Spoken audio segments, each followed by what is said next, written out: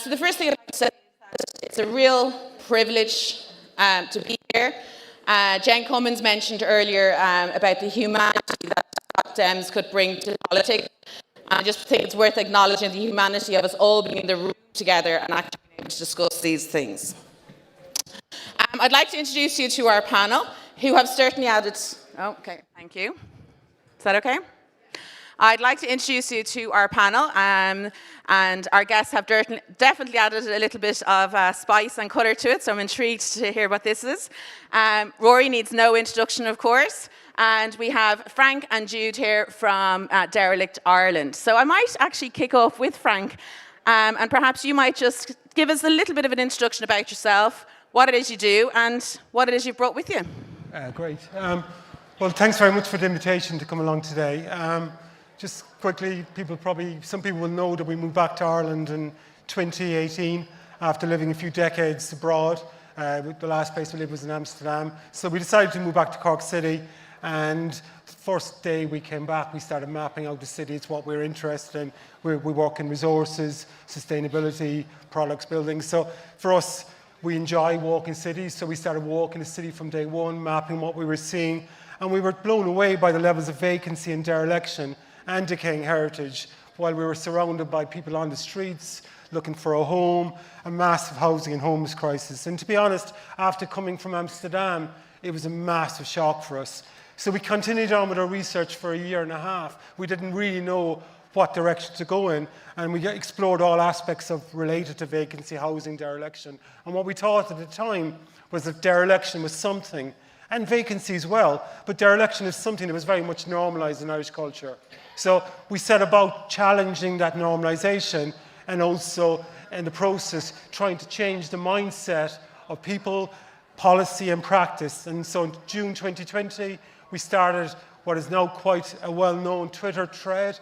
For a full year we shared one property in Cork City, within 2 kilometres of the city centre. Over the full year, we found over 700 vacant, derelict properties. The council at the time were reporting 95. So in parallel, we went through the data, well, Jude went through the data for all the properties, and we produced, this is Derelict Ireland, it's just coming up through the 5th anniversary of that report now, which was the first study in Ireland ever of dereliction to this level. So Jude went through all the data. We came up with all the myths that people have come back to us. And from there, I suppose, really, the community started to build. And from the outset, it was always about building a grassroots community. So we're into grassroots self-organisation, non-hierarchy. It's well-documented, our approach.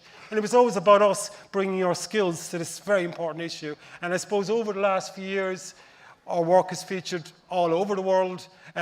We bring a strong, obviously, art element to it, a strong policy element.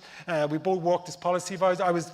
I was formerly, in my previous life, policy government advisor, ministerial advisor in the UK, European Commission, UN.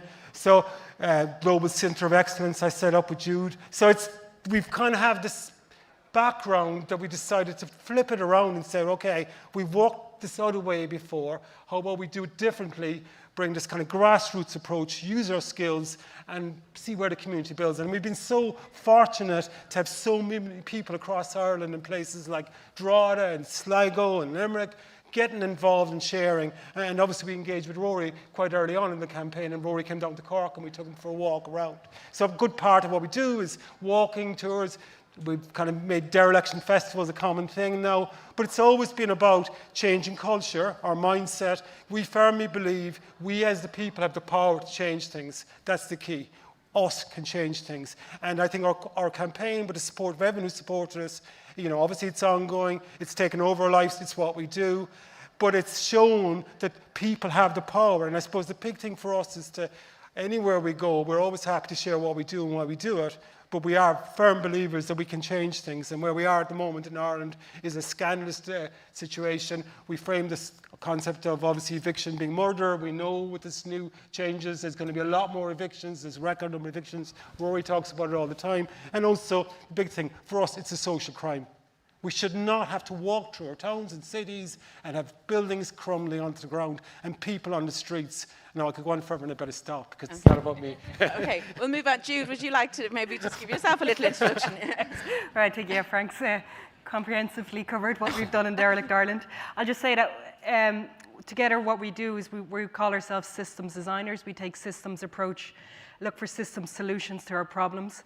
Dereliction is just one example. It's just one visualization of this system-wide failures in Ireland that has failed to give us equality.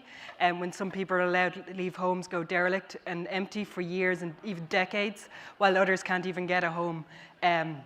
And also, we take systems approach when it comes to our policy recommendations. It's everything from mental health supports to taxes to maybe even things like squatting.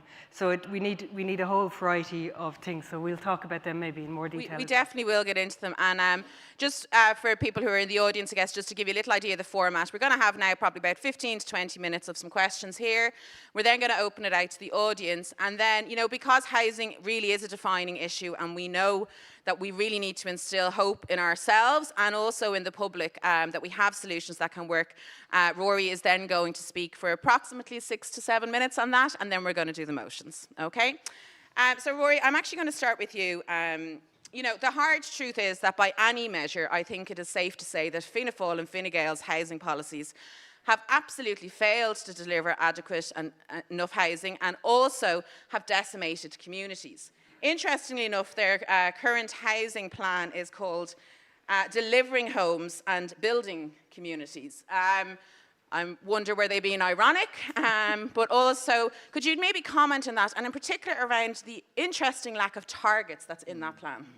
Yeah, thanks, Leslie, and it's great to be here and to be talking about housing. And I know for the Social Democrats, you know, it's one of the core issues that we are pushing, and it's great to have the guys here as well. And I think in terms of the irony of the name of the plan, of course, is that the truth is that to build communities, to build homes, you know, you have to put in the infrastructure around that, the infrastructure to start it being built, the community facilities, the playgrounds, the leisure spaces, the community spaces. But I read through the entire housing plan, and there's not one mention of any of that. It's just various ways in which they can incentivize the private market to try and deliver houses that people can't afford. The community piece is actually missing within it. And this links directly to what Jude and Frank have been doing incredible work for many, many years. And I think for many people, the issue of dereliction and vacancy, it touches the rawest nerve. Because as Frank pointed out, here are buildings that are lying vacant up and down every street, every town in Dublin, in Cork, in Limerick, in Carrick-on-Suir, in every town and village, vacant and derelict buildings, and yet you've people, you know, a generation stuck in their childhood bedrooms, and this, you see, what's wrong? You know, how do we have a housing system that produces this insane logic? And it comes back to the fundamental problem, which is housing is treated as an investment asset, property is treated as an investment asset, and not actually as the building blocks of home. And I think that for the housing plan, of course, what we talk about, what we've been working on, housing being a human right, is not mentioned once in the entire plan, that housing is a human right. And I think that kind of tells you all, not only do they not have targets, the government doesn't see, Fianna Fáil, Fine Gael don't see housing as a human right. Unless your starting point is viewing and treating housing as a human right, and you're just treating it as a market commodity, I think you're stuck in this endless cycle of housing failure. Absolutely, Rory, and we were delighted to get in DCC a motion passed on housing being a human right. And it's easy, I think, for people to think, oh, that's just semantics, or, you know, it's just grandstanding. But actually the reality is, unless we really do treat it as a right, it's always going to be about who can afford it, who can make money from it, and not who is without it and should have it. Jude, I'd like to just move to you.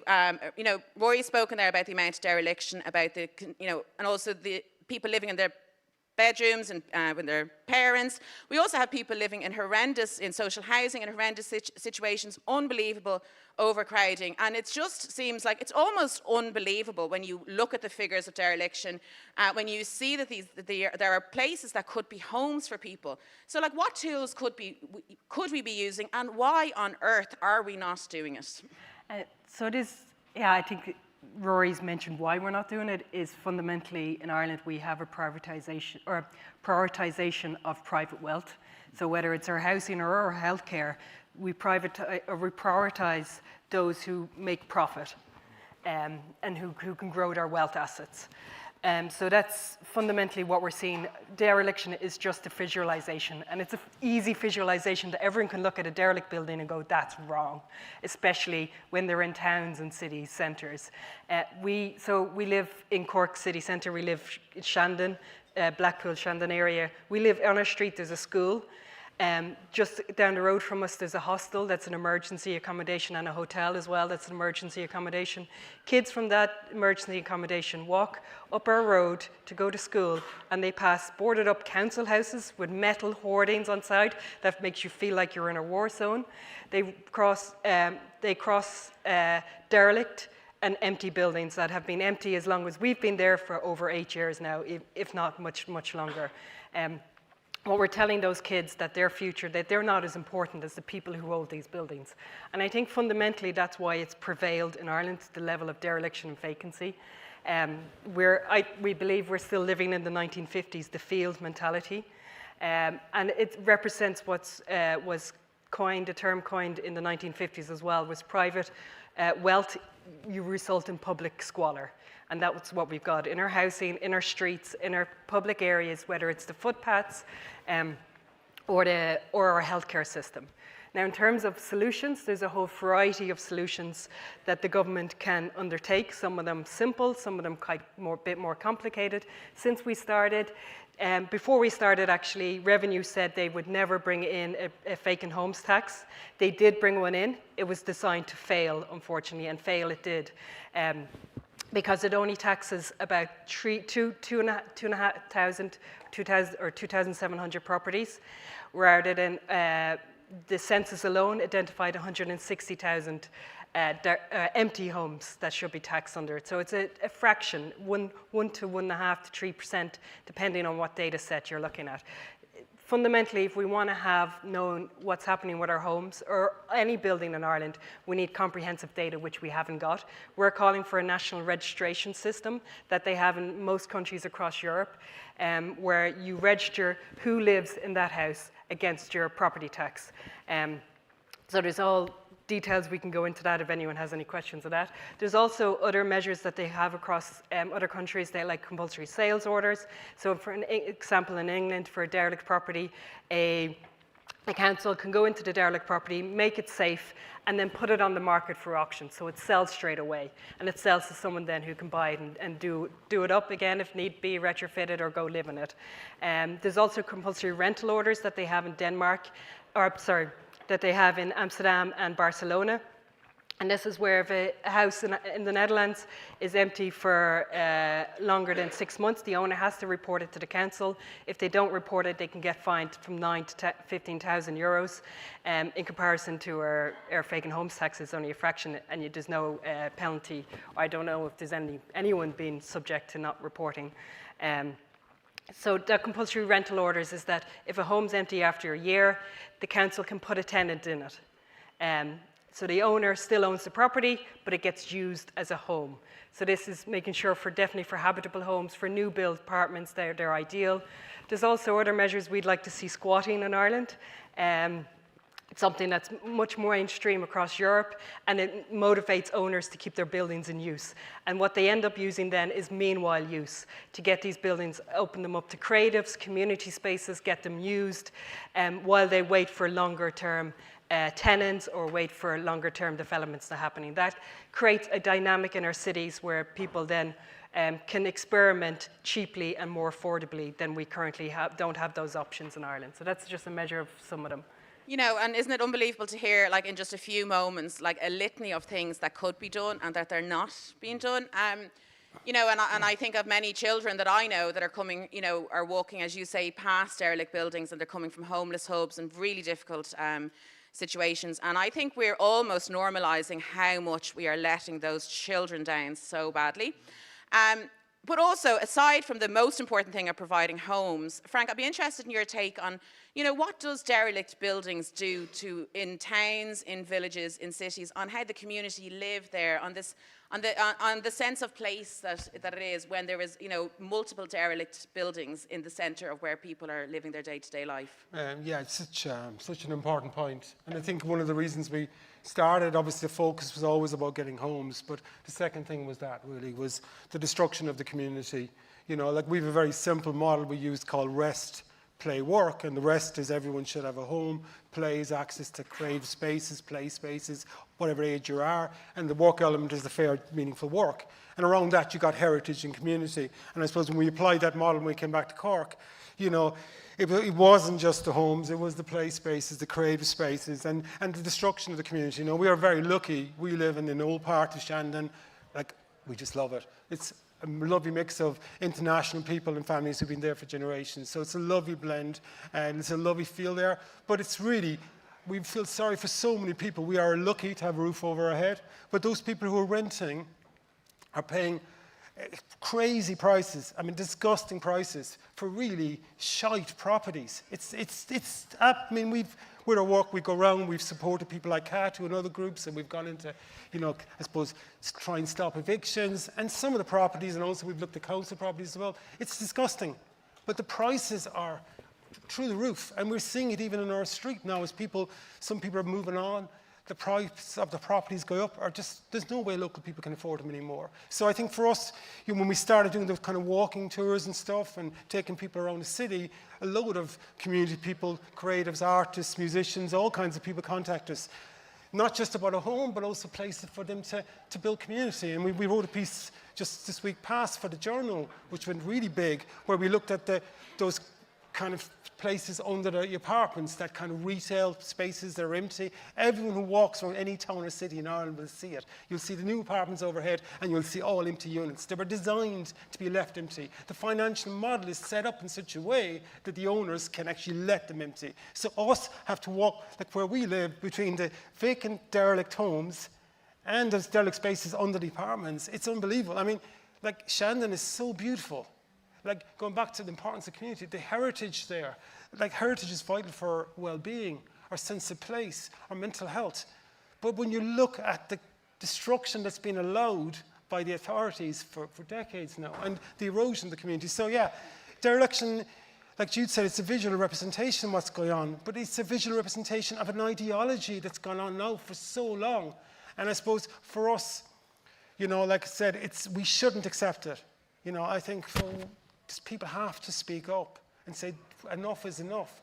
Let's retain our communities. And how can communities be retained if they can't afford somewhere to go and if they got nowhere to build? And yet, like Jude said, policies like minimal use could happen instantly. Compulsory rental of vacant properties could happen really, really quick. And we would have a totally different scenario. And like I said, because we live in Cork, I suppose Cork has been shone a much bigger light on, but obviously it's the same anywhere in Ireland we've gone to. It's the same issue. Absolutely. And in the area where, Southwest Inner City, where I'm councillor, we see in the Liberties, the absolute decimation of one of what should be a cultural heritage centre of Ireland with, outrageously priced student accommodation and hotels that is absolutely not meeting the needs of community. Frank, you mentioned renters, which leads me nicely on to the next question that I was going to come to Rory on. We often think about housing as, getting on the property ladder, and I even notice in the government's plan, it's called starter homes now, and that, I guess, really, there is such a huge generation of renters out there that are absolutely getting decimated by changes in policy now. Particularly younger people, maybe trying to start their life, but also, the Simon Community launched a report there recently about the unbelievable numbers of elderly people, over 267 people over the age of 65 living in emergency accommodation. And they are, absolutely explicit about it. We are hurtling towards a crisis where we're going to end up possibly similar to America, where, elderly homelessness is just entrenched in society. So, Rory, what about renters? What can be done for them, and what is the government not doing for them? Yeah, and I think just to kind of finish a little bit on the dereliction before I go on to that, because what Jude and Frank have spoken about, and indeed what we've spoken about as a party and at Dublin City Council level, there's some really good example led by Councillor Keane Farrell of work that city councils can actually lead in compulsory purchase ordering buildings and turning them into affordable housing. But what's missing in Ireland is the fundamental social democratic vision of strong local government that can actually do this, that is empowered to do it, that is funded to do it. But what we've had historically in Ireland is the underfunding of local authorities, the decimation of their roles. And so we have to, I think, really see that there are solutions to this. Things can be done as the guys have outlined, but actually we can see the start of it as well. And I think using councils as a way to progress those kind of start small changes, but we need to see councils actually getting the proper powers to change this and to invest in it. And in terms of renters, it is, so frustrating to see what this government is about to do next week in ramming through a bill that they're saying is about protecting renters, but is actually just about allowing landlords hike up rents. And they're going to allow, for existing tenants, the no-fault evictions will be allowed to continue. There's no new protections for existing renters, so we will continue to see the tsunami of homelessness. But then for new renters who are taking up new tenancies, they're going to be allowed to increase the rents to market rents. And it is all about this model of get in the institutional investors, they'll build the really expensive apartments. The government doesn't really care about whether they're expensive or not. They just want to say, oh, we've hit our targets, or at least getting remotely close to them. And they do not care about the cost, the human cost of this. And it is a generation who are going to be squeezed. And I think, we have opposed it really strongly, and we will continue to, and are working with CATU, Raise the Roof, the trade unions, other opposition parties, to continue to oppose these measures. But renters really are being shafted by this government. And I suppose to say for the Social Democrats, when we get into government, and hopefully we will make sure that that 6-year rent hike doesn't actually happen. We will change the laws so that we actually freeze rents and reduce them.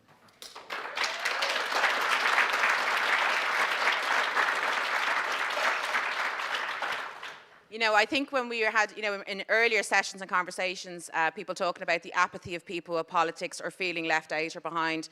I mean, this is just so important that, people have a sense of hope and that they understand that there are things that can be done. I'd really like to put it to the floor now if anyone would like to ask some questions of the panel. Lydia? I've made a dangerous mistake there of naming the first person now, I won't know the next.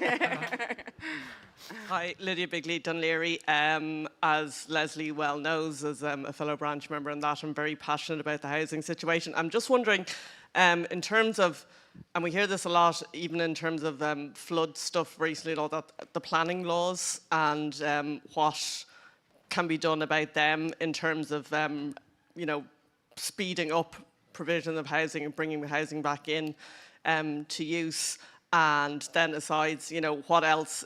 Because I kind of get fed up, and I'm sure a lot of people do, hearing that the only thing is build new houses. And I've been following you guys for a long time, and it really pains me, as I'm sure it does a lot of people, about dereliction and vacancy.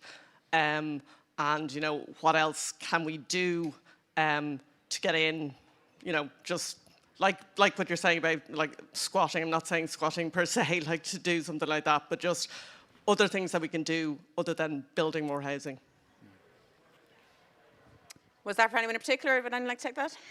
Yeah, I'll go first. So we done, in terms of planning and in terms of particularly, say, derelict and vacant buildings, is these buildings, especially if they're homes, don't need planning. They're already there. They're often already, especially if they're towns and cities, they have the infrastructure, they have the water, the electricity is already there. So there's those excuses don't, for the vast majority of them, don't apply. We also looked at, because we were getting all these excuses when we started our daily dose of dereliction thread, we got all the excuses, again, the same excuses. It's planning, they can't get planning, so they don't do anything. And we looked at all the planning records for 340 properties, and only less than 5, it was only 2 to 3% of them had been refused planning. And what often happens is that the same sites, especially if they're bigger sites, they put in the same plans every 5 years, keeps the council at bay, and they don't do anything in the next 5 years, they go for the same planning again, and then they might sell it on. So their speculation game has won because they've been able to hold on, watch their asset value rise without having to do anything. So in that sense, the planning definitely is not a barrier to bringing the existing homes back into use. Now, we do need new homes as well as existing homes. But again, if you look at the amount of home buildings or sites around the place that already have planning on it that are never activated. And what this does, it holds land banks up. So it makes land expensive for anyone else that does want to buy and develop. And it increases the prices for everybody. So it's not just about getting planning, it's how do you make sure that someone activates on planning. Or what we also see is that someone buys a site or buys a derelict building, or even a normal building, gets planning, but sells it on straight away. So they're just flipping, they're just adding value and then flipping it. And then the next person who gets it finds, and this happened with the Windsor Hotel, finds that, I can't actually build what's on those plans because they're not realistic plans at all. And then they have to resubmit plans, or they have to illegally demolish and get retention afterwards. So that's it. Right, thank you. Yeah. Any other questions? Yeah, we'll take one from over this side of the room, maybe. Yeah. Thanks, Isabel. Thank you. It's Gary Canton from Dublin Bay South. Again, sorry about this. This is one for you, Lesley, and for Dublin City Council. Back in 2020, our branch did a survey of vacant and derelict buildings in Dublin Bay South, and we found that when we actually challenged Dublin City Council on this, we were given two different departments to talk to, one for derelict and one for vacant. And it was like, no, you need to talk to them. No, you have to talk to them because it's not actually derelict. There's nothing growing on the roof or anything. So can we have a definition? And also, basically, could you push, or our representatives in the council push for that one department as opposed to this back and forth? Well, I can't explain how much you have described almost everything that happens in Dublin City Council. I was talking to someone about parking, and they said, oh no, that's traffic enforcement. Oh no, that's the tag group. And I'm like, okay, could somebody take some responsibility? But I think what was really interesting, and Rory mentioned our councillor Keane Farrell and the brilliant work that he's doing. He exposed, I don't know if that's the right word, for all of the vacant and dereliction that's in Dublin, there are 3 people tasked with looking after vacant buildings. So, I don't think 3 people would be enough for 3 streets almost in some parts, never mind the whole of the city. So absolutely, and I know it's something, even at our branch discussions, we've talked about exposing derelict buildings on our sites. Isn't that something that like every branch couldn't we start a campaign, following in the footsteps of Frank and Jude, where we expose all the derelict buildings, get those questions into council, with elected reps or without elected reps. We can all be active in that space and do that. But yeah, and I'll definitely come back to you on the work that you did and see what we can do to push that even more. So thank you. Anyone else? Might go over this side maybe. Yourself there, maybe in the front. Thank you. For Jude and your friend, do you find that Cork City and County Council have improved their dealings with you over the years? And where would you rate them in terms of their success, in terms of dealing with dereliction and so on? So I suppose before we started, Cork City Council were actually pretty good at dealing with registering in comparison to the rest of the country, and that's because it's a very low bar. So they had about 95 properties registered. They have, I'd say, better collection rates than the rest of the country as well, but those collection rates are still like 10, 15, 20% depending on the year, so it's extremely low bar. We sent Cork City Council a list of 340 properties nearly 5 years ago now. In January, a councillor made a motion that for the council to engage with us at the start of January, and we haven't heard from them at all since then. So I suppose we haven't really been working with the council per se. Like Jude said, we gave them the report, we gave them all the data. At the time, we offered them to give us a list of questions, and we'd respond to that. Well, we actually had a pre-meeting early on because they requested to meet us when the Twitter started to take off initially. So I suppose back in 2020, when we started getting a lot of profile, we had a request to come and meet them with the executives. We did that. And to be honest, it was a waste of a meeting. They talked at us for 45 minutes and didn't respond to any. Once I started asking my first question, there was no response. They closed the meeting. So we've worked long enough all over the world to know how this stuff, the game plays. So from our point of view, it's like, if that's the way they're going to deal with it, we'll give them the data, we'll do the report, but we'll keep going. So we haven't tried to actually engage with them. They haven't engaged with us. But there has been definitely a lot more activity. I mean, to the point that there was one stage, if I put a property up on my social media feed, within a week, it would have a notice on the door. Yeah. So, and also, like with the City Council, we did a lot of simple activities, like, for example, I tell it all the time, but they couldn't find the owners, so what we did was crazy. We went next door and knocked, and we got the owner's details for them. So, like, I think for us, we're not very popular, obviously, with the council, I wouldn't expect. We didn't get any Christmas cards the last couple of years, so I'm guessing no. But, but look, I think we have chosen to go this kind of approach. It's worked really well. And like I said, they have responded. I mean, there has been way more notifications. But like, I think Rory made an important point early on. We are the councils in Ireland are the worst funded in most of Europe, aren't they? So that decentralisation isn't happening. And the kind of approach we're talking about, self-organisation, grassroots, we want that type of approach to work. So they have improved that way. They've built up a team. Some of the team have come to us kind of off the record and chatted to us briefly, but not officially. So they seem to have more people. And I think you made an important point early on there as well about the numbers. I mean, yeah, like Jude and I are crazy. Like, we did this ourselves. We self-funded the whole lot so far. We walked every street over and over again. But I agree that you do need more people to do it. I mean, Jude's made a point earlier that we have a lack of data. Like, we should walk Dublin and map the city and walk Cork. I mean, these are very basic things for a government that's been in place, a country for 100 years or so, and we still haven't got this data. I mean, in Amsterdam, you could find any property and just find exactly when it was bought, when it was sold, you know, how much it cost, when was it built, what kind of materials. Ridiculous. And that's how cities, good cities function, you know, and good economies likewise as well. So, like, I don't think we've any, like, we are waiting to see, because it's been in the media that the council are now working with us, but obviously we haven't heard anything from them. But, like, we're not, like I said, for us, that's not what we're interested in. We're not interested in working with us. We're interested in tackling vacancy in dereliction and getting all those kids in Cork and all over the country with a home. And I think if you like walked Cork in the next few days, last few days, if you're around for a few days, walk the city and tell us if you see anything different, you know? And the reality for the city to try for the people who live there, or for the people who come in and work, or from tourism, like we have built up like Derelict Ireland tourism. Isn't that wonderful for Cork City? We've been featured in the New York Times for our dereliction. CNN have featured it for dereliction and decay. Is that the message that we want to give to an international audience? Well, it's the message we're giving until things change. And you know, I think that's it. We will keep pushing that message, because everyone, like Martin Lees, who does so well in the Dáil every week, and sure everyone knows about Martin's campaign, everyone should have a home. Yeah, and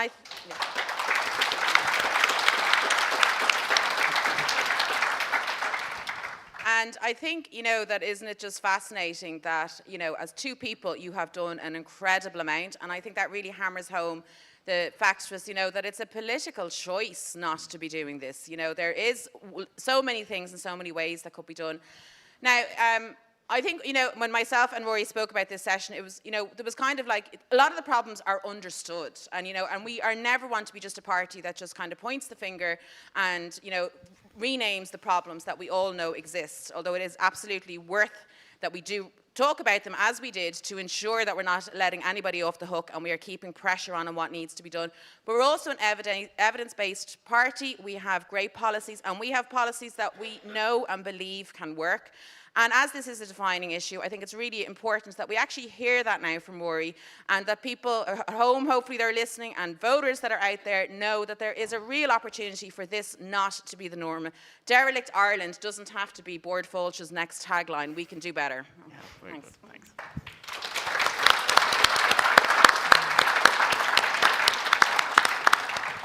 Thanks to Leslie, and thanks Frank and Jude as well. It's fantastic to see, as was said, the possibilities, and that's what I just want to take a few minutes to outline. And I suppose for us, for the country, we know housing is the defining issue of our time, and for the Social Democrats, it is one of our key priorities. There are hundreds of thousands of people across the country who are living in despair, who are living in fear of being evicted, who are stuck in their childhood box room, who don't see a future where they get a home in this country. There are women and children who can't leave situations of domestic violence because there's nowhere to go to.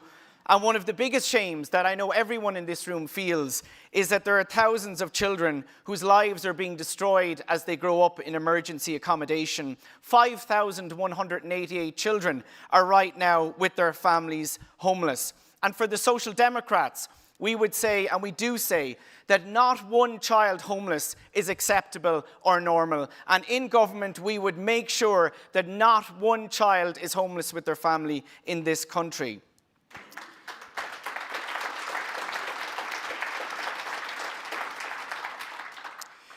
Just also do want to say that there is a particular crisis also that we know and we feel passionate about, which is the Gearcéim Tíocht sna Ceantar Gaeltachta, the housing crisis that is in the Gaeltachts, that is a Cur Tócína Gaelga Marchanga Vio in Wales, that is actually putting our Irish language in danger.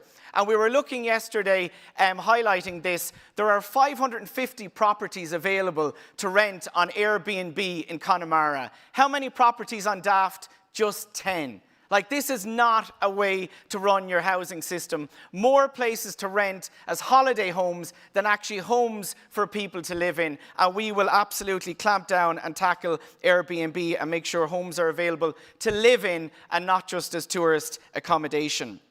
I also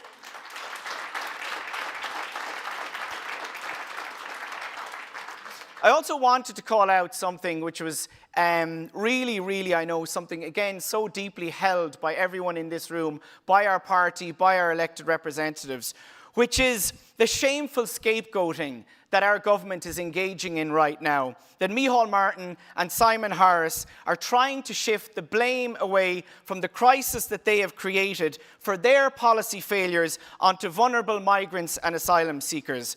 It is shameful political populism of the worst kind. When Simon Harris sat down at the cabinet table 10 years ago, there were 5,700 people homeless. After 10 years of Simon Harris being in the most privileged, powerful position in this country at the cabinet table, there are 16,700 people homeless. They are homeless because Fianna Fáil and Fine Gael governments choose year after year to allow thousands of people to be evicted, to allow landlords to rack up the rents. We are now at the highest level of evictions in this country since the famine. And I do not understand how that is just tolerated and accepted as being normal. We know we have a crisis, not because of immigrants, not because of asylum seekers, but because Fianna Fáil and Fine Gael gutted local authorities for decades of their ability to build public housing.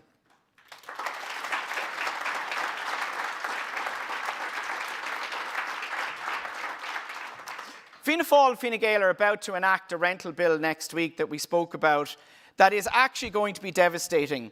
The only certainty that this bill is going to give is that there's going to be ongoing evictions and ongoing rent hikes for renters. It is not a bill to protect renters, it's a bill for vulture funds to jack up the rents. And it does show just how out of touch this government is. That when we have a devastating cost of living crisis, when we've rents at record levels, and anybody who's a renter or is trying to find somewhere to rent will look on Daft and all they see is properties, 2,500, 3,000, and what the government is about to do is allow those rents go higher. We in the Social Democrats, as I said, would undo the rental bill in government. We would remove the rent hikes, we would freeze rents, we would ban no-fault evictions, and we would give renters real security.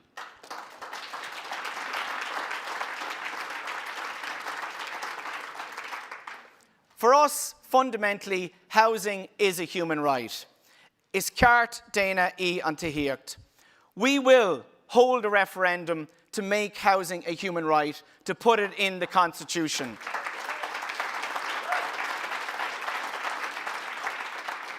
Finally, I just want to briefly talk about our big proposal, which we launched this week, which is for a state construction company.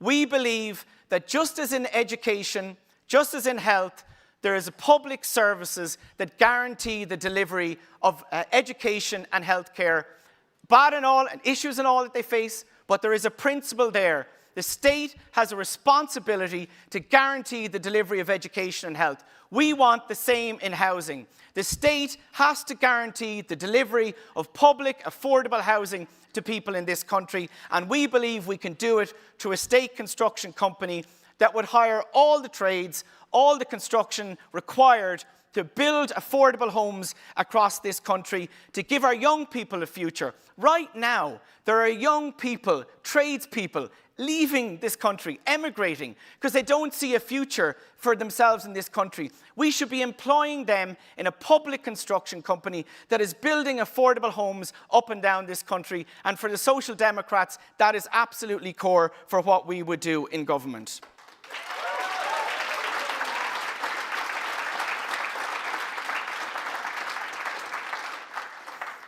And just the final message, and I know it's the one we all want to send out. The housing crisis, the housing disaster is not inevitable, it's not normal, it can be solved, and all of us here in the Social Democrats are working today, working tomorrow to solve it. We can and we will solve the housing crisis. Thank you.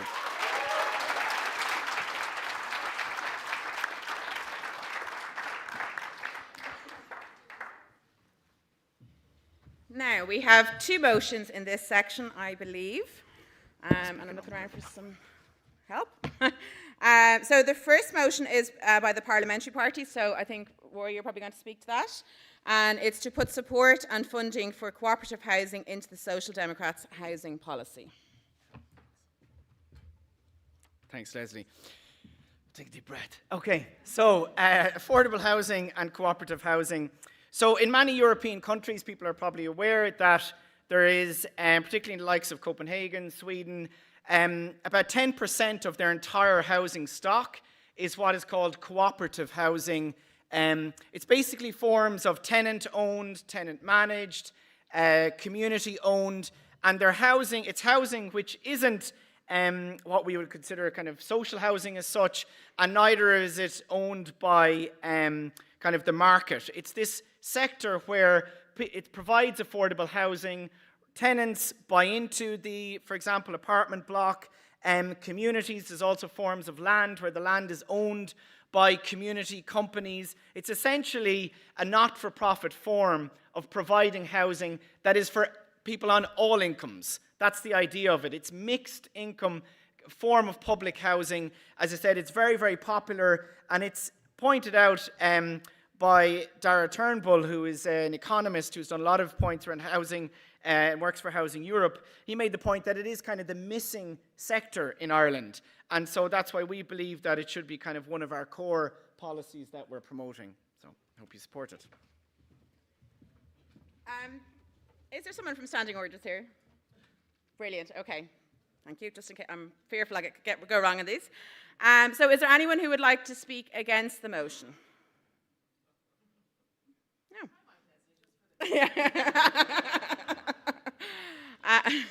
No, she's definitely joking. Is there anyone who would like to speak to support the motion? Yep. Hello, myself again. Sorry about this. You're sick of my voice. Carl Canton here again from Dublin Bay South. I'm the beneficiary of community and social housing because I was a carer for my late husband, Mike. And we were housed by the Royal Hospital Voluntary Housing Association. I was also a long-term carer for another long-term friend of mine who passed away this year, just at Christmas, and he was housed by Alone. Before Alone offered him his home, he was in yet another supported housing solution, which was basically a hostel at 75 years of age, and he was contemplating suicide. So yeah, there's a huge population of people out there who are in need of this solution, and it's not good enough for the government to just hand money over to charities, etc., to do their job. Thank you.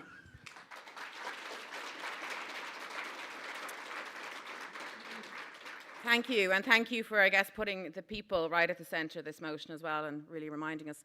I think I can go to a vote now, can I? Yes, okay.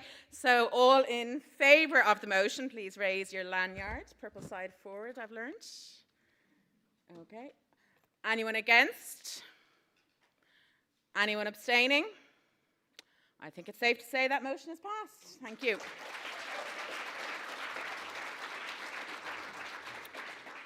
Okay, and the next motion, which is submitted by the National Executive. Is there someone from the National Executive who wants to speak on this motion? Oh, my apologies. Sorry, I just saw the mandate there, National Executive. Central Branch, yeah. Brilliant. Okay, so this is a motion recombating the far right. So the Central Branch has just come about as a kind of, hopefully, what will be a meanwhile place for people that are not in constituency branches at the moment, including the North. This motion arises kind of from a northern perspective, out of concern that the far right is organising very much on a cross-border basis, and we are not doing the same in opposing them. Also, I think that we put any prospect of a left government in the Republic in peril if we go forward oblivious to what the far right is up to. So I think as a party we need to take this on a strategic basis, and the points of the motion are basically calling the party to establish a committee or working group to coordinate action to resist the far right, a body that may, for example, map strengths and gaps, engage with and empower activists, seek expertise and allies, and develop supports within communities at greatest risk from far right action. And such a committee should report into the membership and have mechanisms to facilitate a number of member-led initiatives, and also to develop a strategy that contributes to forging a coordinated left response across the island with sustained organising and an approach to coalition building that favours the public good. Great, thank you very much for the motion. Would anybody like to speak against the motion? There's an amendment. So the amendment is from Dublin South Central, my apologies, which says the conference calls on the party to, and it should read the conference calls on the National Executive to. So would someone from Dublin South Central like to speak on that amendment?